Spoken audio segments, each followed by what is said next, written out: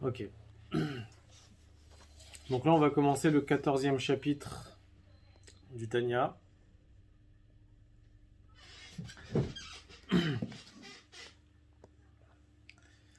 Alors, donc le 14e, une fois qu'on a expliqué dans les précédents chapitres, chapitre 12 et chapitre 13, le niveau du Benoni, qu'effectivement, il n'a pas réussi à complètement transformer son cœur du bon côté, mais il a réussi, malgré tout, à avoir un impact sur ses actions. Ça veut dire que chez lui, il est clair que jamais il va rejeter sur lui le joug de Dieu. Il a expliqué les différents niveaux qu'il pourra avoir chez le Benoni. Maintenant, le Admorazaken, il va expliquer que le niveau du Benoni, c'est un niveau qui est exigé de chaque juif, de chaque juive, qui qu'il soit, dans n'importe quelle situation,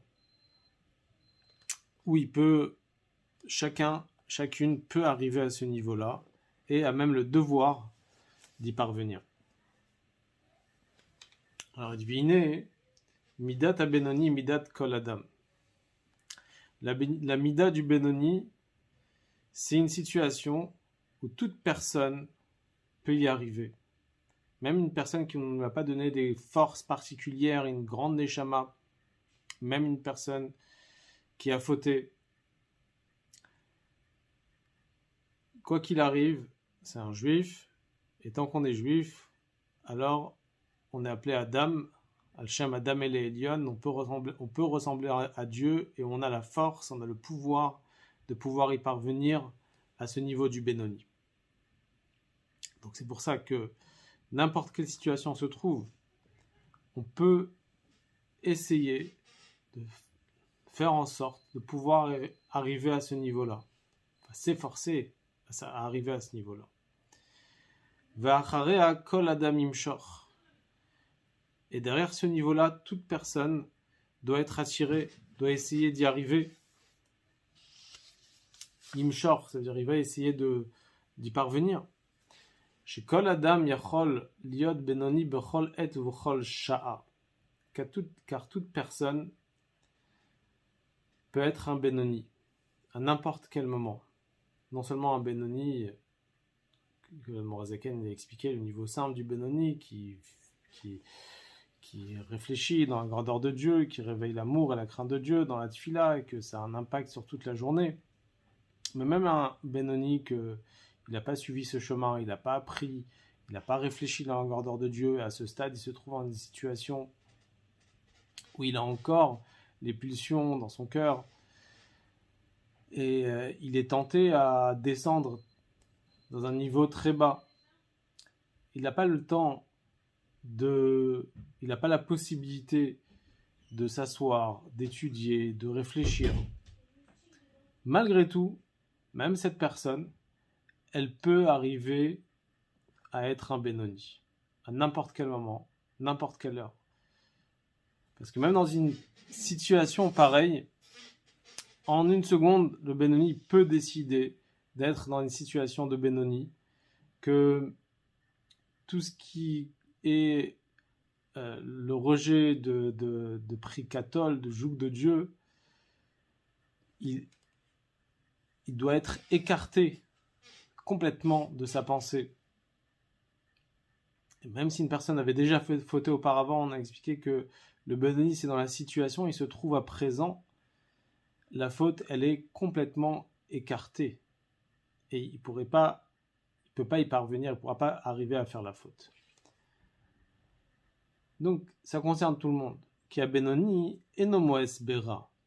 Car le Benoni, il n'est pas dégoûté du mal, comme le tzaddik.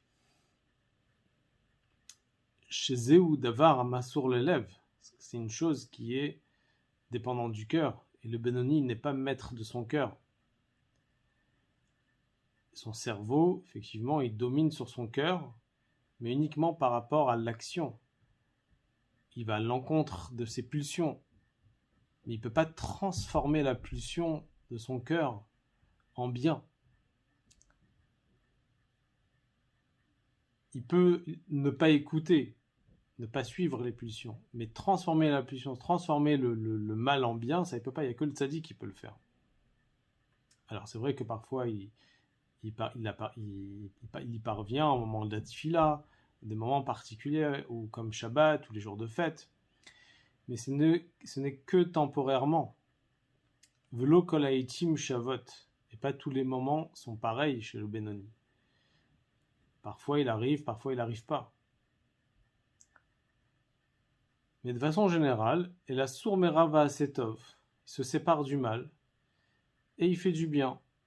Il se sépare du mal, ça veut dire il fait attention à ne pas transgresser les interdits de la Torah, prikatol, de rejeter le joug de Dieu, chas v'shalom. Et dans Va'asetov, il accomplit les mitzvot à 100%. Dainu bepoel mamash b'maase dibur u'marshava. Ça veut dire concrètement dans l'action, dans la parole, dans la pensée. Car sous toutes ces choses-là, shebahem aprira vayicholet, car sur cela il a la capacité, il a le libre arbitre de choisir de faire du bien. Vershut netuna lechol adam, et toute personne a la possibilité, la sot ou le daber, velarchov, de faire, de parler, de penser. Gam masheu neged ta'avat libo ve'efra mamash, même ce qui est à l'encontre de ses pulsions. Ça veut dire que le Benoni, même s'il se trouve dans une situation où il n'a pas réfléchi dans la grandeur de Dieu, il n'est pas arrivé dans une situation où ses pulsions sont complètement écartées et que ses désirs sont comme des flammes de feu, ils sont très forts chez lui. Mais même à ce moment-là, le Benoni a la force de se renforcer, d'aller au-delà de ses pulsions et d'aller faire le contraire de ce qu'il désire. Et jusqu'à même qu'il va sentir que cette chose-là est complètement écartée. Ki gam besha'a shalev chomed umitave, car même au moment où le cœur désire et a envie, ezotahava gashmiyit, que ce soit un désir matériel, be'eter ou be'isur chas v'shalom, soit si le désir est autorisé ou le désir est interdit, comme on avait appris avant, qu'il y a des plaisirs, des désirs qui sont autorisés. On s'appelle ça, c'est le Yetzer Hara du juif en général. Ce sont des plaisirs autorisés. Mais même s'il a un plaisir interdit, qui est le Yetzer Hara normalement d'un non-juif, mais étant donné que lui, il est tellement entré dans les plaisirs autorisés qu'il est tombé même dans les plaisirs interdits, malgré tout, Yachol idgaber ou la siach dato mimena legamre. Il peut s'efforcer et ne plus y penser. On va expliquer comment après plus loin dans le chapitre 18, le chapitre 25. Mais là, le Admor HaZaken, il explique comment toute personne peut arriver à ce niveau-là. Il peut être Benoni, il a devoir de pouvoir y arriver, de pouvoir le faire. Alors, comment une personne peut surmonter tout cela? Beomro le libo, lorsqu'il aura un moment lorsqu'une personne n'a pas le moment de réfléchir et qu'il est en situation où la pulsion elle est très forte. Alors c'est pas le moment où il faut discuter. Il faut parler clairement à son Yetzer Hara, à son cœur, et être, comme on dit, cash, sans tabou, et lui dire clairement. Eneni rotse liot racha filusha achat. Je ne veux pas être un racha, même un moment. Pourquoi? Ki eneni rotse liot muvdal venifrat chas v'shalom ma'ashem echad b'shum ofan. Car je ne veux pas être séparé, chas v'shalom, de Dieu, parce que je suis juif, et mon essence même est attachée à Kadosh Baruch Hu, qui est Hashem Echad, qui est Enod Milvado, il n'y a rien en dehors de Dieu. un juif, ni il veut, ni il peut se séparer de Dieu, même pour un moment. Parce que à partir du moment où on se sent séparé de Dieu, chas v'shalom, on sent plus, on est séparé de notre source de vitalité. On ne peut pas arrêter d'être soi-même. Parce que notre identité, notre vraie identité à l'intérieur de nous, elle est attachée complètement à Dieu. Donc on dit à notre Yetzer Hara, je ne veux pas être une autre personne que moi-même. Je veux être moi-même. Et mon moi-même, c'est d'être attaché à Dieu. Qui dirtiv, avonotechem mavdilim vegomer. Comme le verset il dit, qu'une avera, c'est une séparation entre nous et Akadosh Baruch Hu. Donc quand une personne il fait une faute, il se sépare, chas v'shalom, car il va à l'encontre de l'ordre du roi, Akadosh Baruch Hu. Et même si il s'agit des plaisirs autorisés, comme on en a parlé tout à l'heure, même si les plaisirs autorisés, c'est pas vraiment un interdit qui est écrit clairement dans la Torah, je ne vais pas à l'encontre de l'ordre du roi, mais réellement à ce moment-là, je deviens, malgré tout, je me sépare de Dieu. Pourquoi ? Parce que je fais descendre ma neshama dans les écorces, dans les klipot atmeot, dans la touma, du fait que je ne fais pas les choses parce que Dieu y veut, mais je le fais parce que mon Yetzer Hara il veut. C'est l'âme animale qui désire cela. C'est les désirs de son cœur, c'est pas les désirs de Dieu. Donc à partir du moment où je satisfais un plaisir du Yetzer Hara, c'est plus dans le domaine de Dieu, je me sépare en quelque sorte de Dieu. Et comme c'est connu ce que les Chachamim disent, que un jour le Yetzer Hara il lui dit de faire ça, le lendemain il va lui dire de faire ça. Au début c'est autorisé, il va pas lui dire directement de faire Avodah Zara, de faire l'idolâtrie. Mais au début il lui dit fais-toi un plaisir autorisé, encore un autre plaisir, encore un autre plaisir. À partir du moment où on commence à rentrer dans son jeu, alors un jour il va demander réellement de faire Avodah Zara. Donc c'est pour ça que même les plaisirs autorisés sont le début de la tombée d'une personne, le début d'une soumission vis-à-vis de son Yetzer Hara, le début de la séparation chas v'shalom de Dieu. Donc ici on n'est pas en train d'expliquer, de donner ici le calcul intellectuel et de donner des éléments de réflexion, comment moi je suis un être humain et que je peux aller selon le désir de mon cœur. Là on ne rentre pas dans la discussion, on est dans un stade où l'homme il doit parler à son Yetzer Hara et il doit être direct, lui dire je ne veux pas me séparer de Dieu même pour un moment. Donc c'est une petite réflexion. Et il dit Rak ani rotse. Il dit qu'est-ce que je veux? Qu'est-ce qu'il dit à son Yetzer Hara? Je veux le dafka bon nafshi ruchi venishmati. Je veux attacher les trois parties de ma neshama, ça s'appelle nefesh, ruach et neshama. Mon nefesh, mon ruach, ma neshama, par l'intermédiaire de Torah et Mitzvot. Bit lapsham bishlosha levusha vitbarech, en s'habillant dans les trois vêtements qu'on avait expliqué auparavant, que les trois parties de l'âme, la neshama elle est dans le cerveau, le ruach c'est dans le cœur, le nefesh c'est dans l'action, donc c'est marshava, dibur et maaseh, la pensée, parole et action, sont habillés dans la Torah. Shehem marshava, dibur ou maaseh, ba'Hashem, donc la pensée dans Hachem, vetorato et dans sa Torah, c'est la parole, parce que la Torah c'est essentiellement avec la parole, ou mitzvotav, les mitzvot c'est les actions. Donc j'habille ma pensée, ma parole et mon action dans Torah et mitzvot, et je m'attache à Hachem. Qu'est-ce qui me permet de m'attacher à Hachem? Mais Ahava mesuteret shebelibi l'Hachem. l'amour caché qui est à l'intérieur de mon cœur envers Hachem.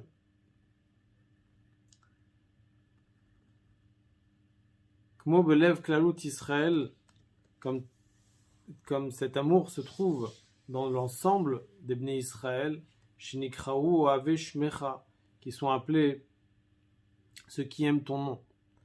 Dans le cœur de chaque juif existe la Havat Hashem, l'amour de Dieu, qui provient de l'essence même de la personne, même si elle est complètement cachée à l'intérieur de son âme.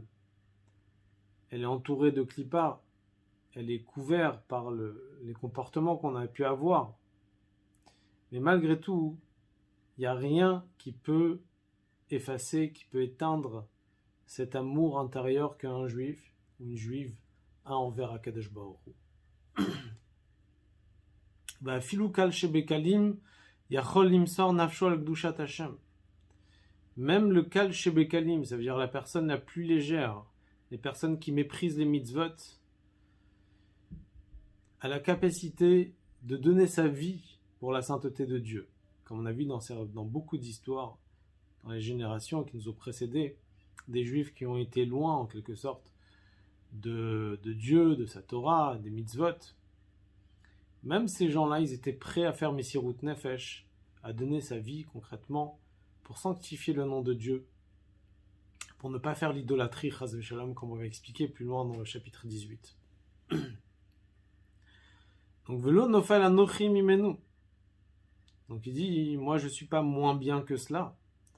Si déjà, même ce juif-là, qui est très léger, qui méprise les mitzvot, il peut malgré tout se renforcer, faire Messirut Nefesh, et avec cette force de volonté,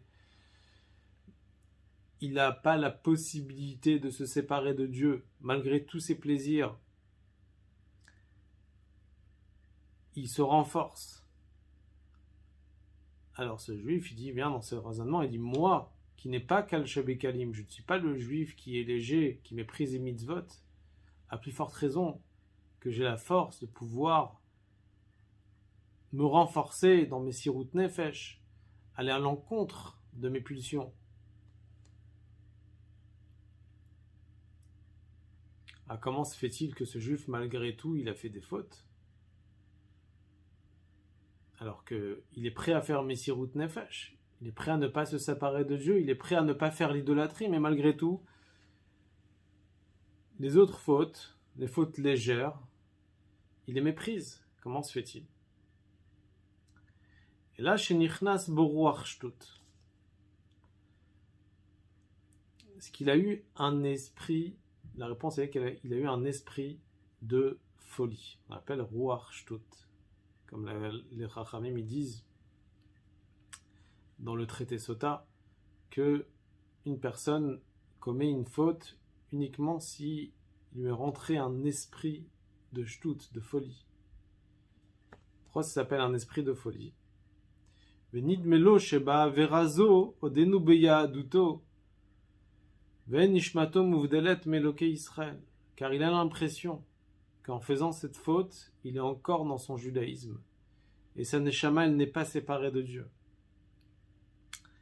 Ça veut dire que lorsqu'une personne fait avodah zara, l'idolâtrie réellement, là il ressent réellement qu'il se sépare, qu'il a coupé ce lien avec Akadosh Baruch Hu, ce dernier lien qui le lie avec Dieu.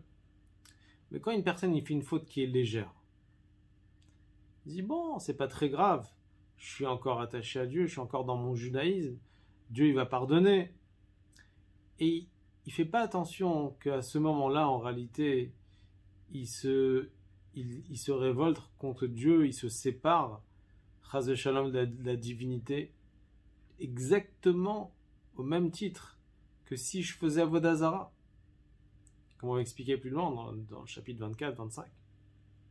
Donc c'est une folie. Pourquoi c'est une folie? Parce que on pense que c'est pas grave, mais en réalité, cet esprit de folie nous fait croire que les fautes qui sont légères ne nous séparent pas de Dieu.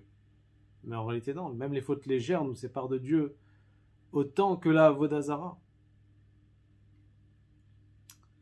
En dehors de cette folie-là, en dehors de ça, le le roi Arshtout aussi, cette folie, elle fait oublier aussi l'attachement à Dieu. Ce juif-là qui était prêt à faire Misirut Nefesh, ne pas se séparer de Dieu, Chas v'Shalom, dit Vegam shocheach ahavato l'Hashem amsuteret belibo. Il oublie son amour envers Dieu qui est caché dans son cœur. Il ne pense pas à ça. Il met de côté. En quelque sorte, ça ne lui dérange pas de se comporter selon ses désirs, puisque lui, il a complètement oublié que c'était grave ce qu'il faisait.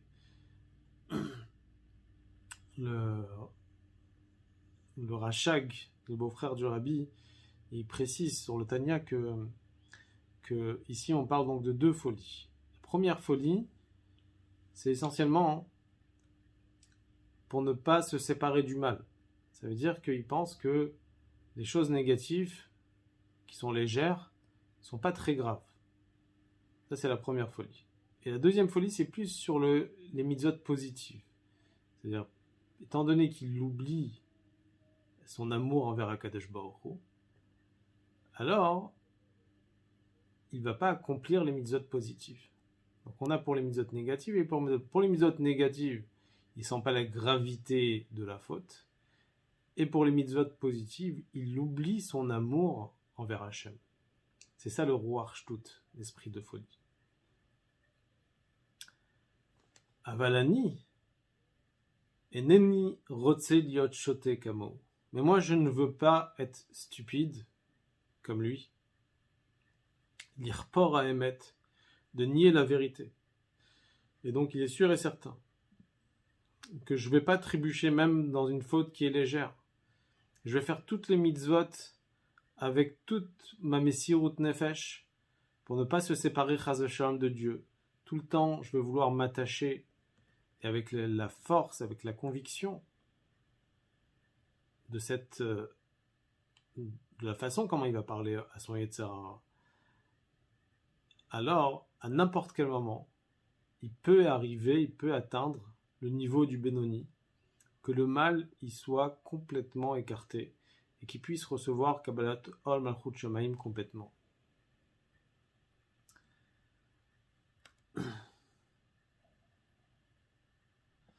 Mashenken bedavar amasour l'élève. Ce qui n'est pas le cas dans les choses qui sont dépendantes du cœur. Ça, c'est que chez le tzaddik. Le Benoni, il travaille que sur l'action. Sur cela, il est le propriétaire. Il est le maître. Mais sur le cœur, à l'intérieur de son cœur, il n'est pas le maître. C'est-à-dire, c'est-à-dire que le mal, il soit complètement abominable dans son cœur. Et qu'il soit détesté. Exactement comme chez le tzaddik gamour. Ou même si c'est pas tout à fait avec cette haine-là, comme le tzaddik chez Eno Gamour. Il est impossible que ça soit sincère. Et là, l'idée Godel vetokef aval Hashem et prinat ahava betanugim leitaneg al Hashem. Pour que ça soit sincère, il faut qu'il puisse révéler cette force d'amour qu'on appelle ahava betanugim, l'amour des plaisirs, d'avoir des plaisirs de Dieu comme un avant-goût du monde futur, du Olam Haba. Parce qu'on a dit que ça c'est le niveau du tzaddik, c'est-à-dire que le Benoni, il n'est pas encore arrivé à ce niveau-là. C'est comme on avait donné l'exemple de quelqu'un qui a toujours soif de l'eau, comme il est dans un désert, et une personne qui a déjà bu de l'eau. Celui qui a soif, il a toujours envie de s'attacher, de se désaltérer. Et quelqu'un qui a déjà de l'eau, alors il est déjà désaltéré, il comprend. Il est complètement dans la source. C'est la différence entre le Benoni et le Tzaddik. Le Benoni, il n'est pas du tout dans sa source. Le Benoni, il veut y parvenir, il veut arriver au niveau du Tzaddik. Alors que le Tzaddik, il est déjà à ce niveau-là où il est dans les plaisirs de Dieu, dans Hava Beta Anugim. Et à ce moment-là, lui, il a déjà complètement transformé les plaisirs de son cœur, les désirs de son cœur.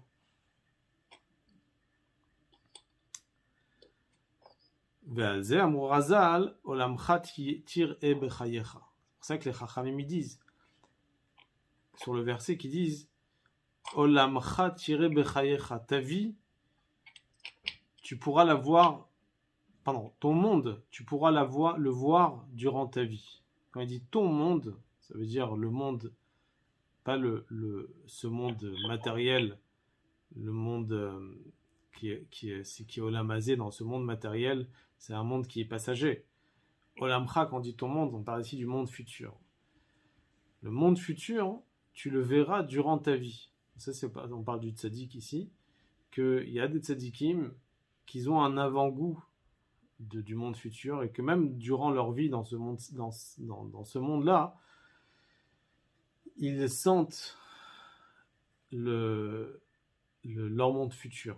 C'est-à-dire de façon générale, quand un juif il fait une mitzvah, il ne voit pas le résultat de sa mitzvah. Parce que le résultat de la mitzvah, on le voit que quand Mashiach va venir. Mais un tzaddik, parfois, il peut avoir le mérite de pouvoir percevoir la mitzvah qu'il a faite. Donc ça, c'est le niveau du tzaddik.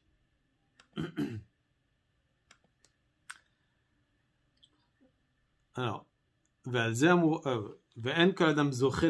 toute personne mérite cela. Kiboul Sachar, parce que c'est comme une récompense qui est donnée, de pouvoir sentir, de pouvoir voir la divinité.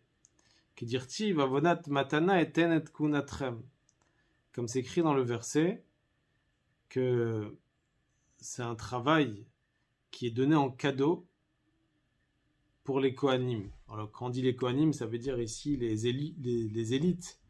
Il y a un travail qui est donné en cadeau, qui est donné d'Akadosh Baruch Hu, qu'on ne peut pas y parvenir par nos propres efforts, mais ça vient directement d'Akadosh Baruch Hu. Et c'est uniquement les élites qui peuvent pouvoir arriver à ce niveau-là, comme c'est expliqué dans un autre endroit. Ok, s'il y a des questions, n'hésitez pas.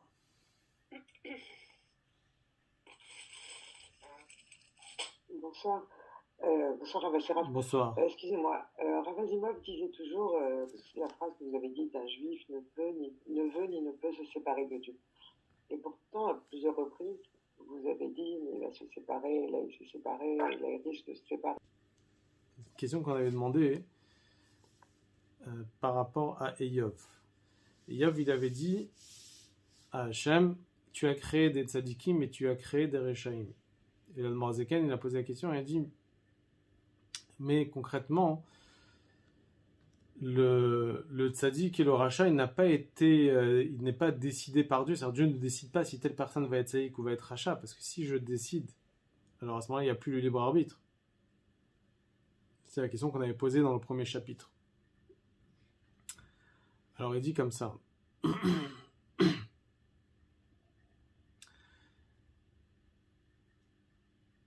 V'lachen amar Eyov barata tzadikim choulé. Pour ça que Eyov, il a dit à Dieu, il lui a dit, tu as créé des tzadikim. Ça ne veut pas dire, Chaz Hashem, tu as créé des corps de tzadik. Parce que les corps de tzadik, non. Hachem, il ne décide pas si telle personne, dans son corps, il va se comporter comme un tzadik. Là, il s'agit du niveau de la neshama. Ça veut dire, Kideita betikunim, sheyesh beneshamot Israël, kama madregot ou bechinot. Il y a dans les neshamot Israël plusieurs niveaux. Dans les neshamot, il y a des neshamot de chassidim. C'est des neshamot leur neshama, elle vient du chesed, de la bonté. Il y a des neshamot de giborim, de puissants. Amid Gabrim Alitzram, qui se renforcent sur leur Yetzerara. Il y a Mare Torah Neviim Choulé. Il y a des maîtres de la Torah qui étudient tout le temps la Torah. Des prophètes, Choulou. Tzadikim, Choulou. Vayen Sham, il faut voir là-bas dans les Tikkunim du Zohar. C'est des niveaux de Neshamot, qu'on appelle de Neshama de Tzadikim, ou de Neshama de Chassidim, de Neshama de Mare Torah, qui vont peut-être tracer une voie pour la personne dans ce monde-ci, mais ça n'empêche pas que cette personne a le libre arbitre de choisir entre le bien et le mal. Donc, effectivement, Dieu ne décide pas si telle personne va être un tzaddik ou va être un rachat. Comme on a dit dans le premier chapitre, que l'ange qui est responsable de la grossesse, l'ange dit qu'est-ce qui va être avec ce bébé, avec le fœtus. Il dit celui-là, il va être riche ou va être pauvre, il va être petit, il va être grand, il va être intelligent, il va être moins intelligent. Mais il ne pose pas la question si ça va être un tzaddik ou un rachat. Le comportement de tzaddik ou rachat, ça c'est entre ses mains. Mais par contre, la neshama, une personne peut avoir dans son corps une neshama de tzaddik, même si lui-même il n'est pas tzaddik. Il peut avoir une neshama de chassid, une neshama de quelqu'un qui a étudié la Torah. Et ça, la neshama, c'est effectivement la décision de Dieu. Ça n'empêche pas qu'après, il a son libre arbitre. Ou basé, Yuvan Kefel Lashon Hashvua. Et grâce à ça, maintenant, on va comprendre aussi ce qu'on avait dit aussi dans le premier chapitre de Tanya. On avait dit Tei Tzadik Val Tei Racha. Sois un tzadik, mais ne sois pas un rachat. On a posé la question, le Charat Amoua, qui machar chez Mashbinoto Tei Tzadik, la Matzrichim la Hashbio chez Loye Racha. Étant donné qu'on fait jurer à la personne, à la Neshama, d'être un tzadik, pourquoi on le fait jurer encore une fois de ne pas être un rachat? S'il est tzadik, c'est évident qu'il n'est pas rachat. Et la Mishum, She'en Kol Adam Zoché Liot Tzadik. La notion ici de tzadik, ici, c'est qu'une personne doit s'efforcer à être un tzadik, mais ça ne veut pas dire que il va y arriver à être un tzadik, parce que devenir un tzadik, c'est pas donné à tout le monde. Un tzadik peut faire tous ses efforts une personne peut faire tous ses efforts durant toute sa vie pour essayer d'être un tzadik, et c'est possible que pendant toute sa vie, il va jamais devenir un tzadik, même s'il a fait tous ses efforts. En kol adam zochel yot tzadik, parce que pas tout le monde a le mérite d'être un tzadik, malgré tous ses efforts. Ven la adam mishpat aprira basé kolkar, et sur cela l'homme n'a pas tellement le choix, la prira, le libre arbitre, vraiment d'être un tzadik, non. Il peut essayer d'arriver au niveau de tzadik, et peut-être qu'il va avoir le mérite, qu'il aura le neshama de tzadik qui va entrer en lui. Mais de façon générale, une personne qui n'est pas liée au niveau du tzadik, il ne peut pas arriver au niveau du tzadik. L'itaneg al Hashem be'emet, vishiara ma'us mamash be'emet, d'avoir un plaisir dans Dieu sincèrement, sans arrêt, comme des flammes de feu, comme une personne qui est déjà arrivée à l'eau, comme on a dit tout à l'heure, qui déjà il a plaisir, il prend plaisir de ça, et que le mal il soit complètement écarté, pas seulement écarté, mais même dégoûté.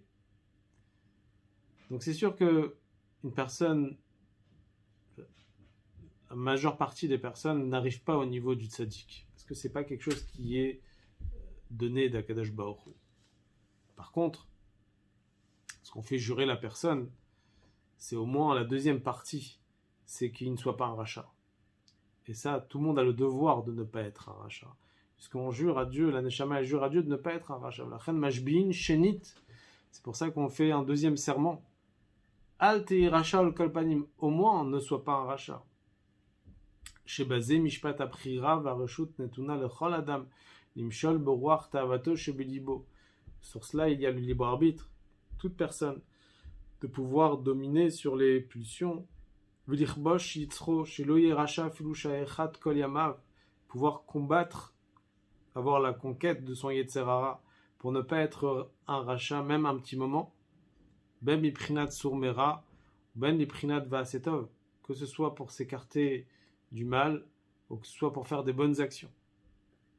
Vaasetov ve entov et la Torah, Et dans le Tov, il y a aussi l'étude de la Torah, Dainu Talmud Torah Shekeneged Kolam, comme l'étude de la Torah qui est égale à toutes les mitzvot. Donc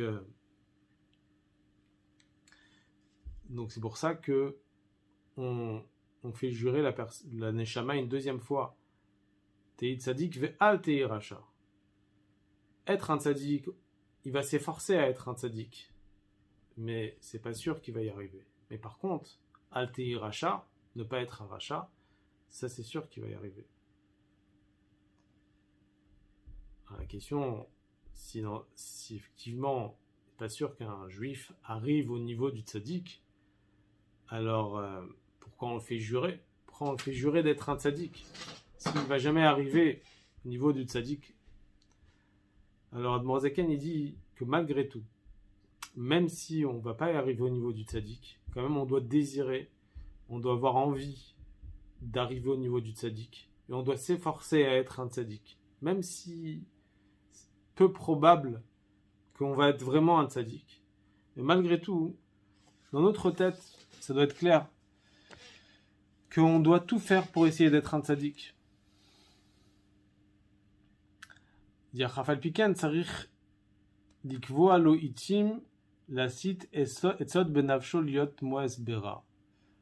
Alors, pour cela, pour s'efforcer à être un tzaddik, il faut prendre des moments pour être dégoûté des mauvaises choses.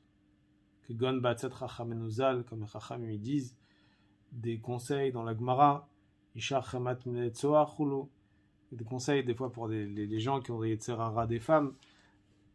La Gemara donne des conseils, comment s'en écarter, ou Kaegavna. V'chen kol mine ta'amim ou madanim na'asin kach chemet malé. Ou bien des personnes qui ont le Yetzerara dans les plaisirs de la nourriture. Alors réfléchir que ces plaisirs ce ne sont que temporaires et que la nourriture elle se transforme après à l'intérieur du corps en déchets. Et donc ça devient dégoûtant. Pareil, tous les plaisirs de ce monde matériel, que ce soit les honneurs, le kavod, les plaisirs, tout ça. Chacham roe et anolad. Le sage, il voit le futur, il voit ce qui va y arriver plus tard de tout cela. Chez Sofan Irkov liot rima ve'ashpa. Que à la fin, ça va pourrir, ça va devenir véreux. Donc non seulement cette réflexion elle doit être dans le sourd-mera, ça veut dire le détester le mal comme le tzaddik qui déteste. Donc on doit essayer de réfléchir comment s'écarter du mal, comment pas seulement s'écarter mais comment en détester, étant dégoûté du mal. Et pareil de l'autre côté aussi, nous devons essayer de réveiller l'amour de Dieu. L'ismoach b'Hashem, de se réjouir dans Dieu. Aledeit bonenut bigdulat ensov baruchu kefi yecholto. Dans la réflexion de la lumière infinie de Dieu en fonction de ses capacités. Av sheodea benafsho shelo yagia le madregazo behemet lehamito. Même s'il sait sincèrement qu'il ne pourrait pas arriver à ce niveau-là, un niveau émet la mito, kim dimionot. Et pour lui, ce sera que des illusions. Cette personne, il se connaît, il sait très bien qu'il n'est pas à ce niveau-là vraiment d'être dégoûté sincèrement des plaisirs de ce monde, du mal de ce monde, du Yetzerara. Il n'est pas au niveau d'avoir des plaisirs sincèrement dans Dieu. C'est que peut-être des illusions. À quoi ça sert toute cette réflexion? Voilà, Morazeken, il dit qu'en vérité, ce calcul-là ne doit pas être notre calcul. Dieu nous a ordonné de faire, il faut le faire. Ce qu'il faut faire, on doit faire. Les résultats, ça après, c'est plus entre nos mains. Mais nous, on a fait l'effort. On essaye d'être un tzaddik, on essaye d'être dégoûté du mal, on essaye d'avoir des plaisirs dans Dieu. Afalpiken, où il y a cette chelo le kaem et tashvua, lui, il fait ce qu'il doit faire, d'accomplir, de réaliser le serment qu'il a fait avant d'arriver dans ce monde. Chez Mashbin, Tei Tzadik, où il jure qu'il va être un tzaddik. Donc il doit essayer d'être un tzaddik. Hashem yaseh atov be'enav. Et Hashem, il va faire ce qui lui plaît à ses yeux. S'il va réussir dans son travail, alors Dieu, il va décider si il va mériter d'être un tzaddik ou pas. À part ça, on a parlé d'illusion. Bien sûr que ce qui est considéré comme véridique, ce qui est le émet, on ne peut pas dire que c'est des illusions. C'est réel.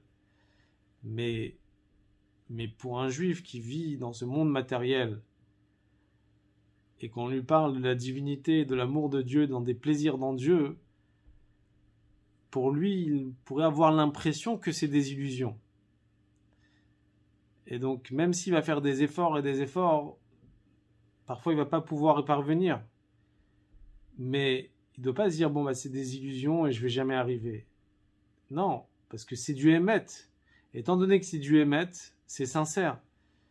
Le ta'anouk dans Dieu, le plaisir dans Dieu, c'est vraiment du émet.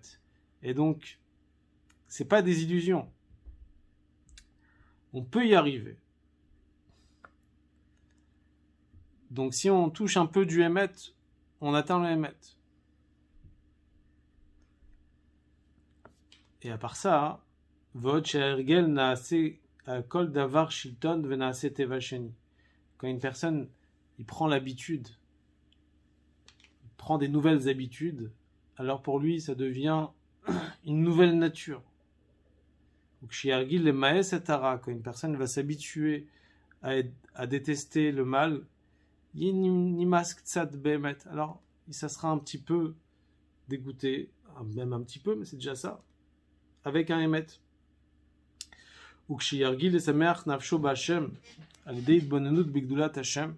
Et quand il va habituer à réjouir son âme dans Dieu, dans la réflexion, dans la grandeur de Dieu. Alors là aussi, une fois qu'il s'est habitué, ça devient une nouvelle nature. Ça va être une nature, il va toujours aimer Dieu. Par le réveil du bas, on réveille en haut. Et c'est possible qu'il va recevoir un cadeau de Dieu, qui est ce qu'on appelle la Hava Betanogim, l'amour des plaisirs. Vekuleai veulai yare alav ruach mimaram. Et peut-être que Dieu il va réveiller un esprit du ciel et il va lui donner viske des prinat ruach mishoresh ezet tzadik shetitaber bo la avodat Hashem. Et qui va mériter d'avoir un ruach, c'est-à-dire un esprit, une partie de la neshama d'un tzaddik qui va entrer en lui.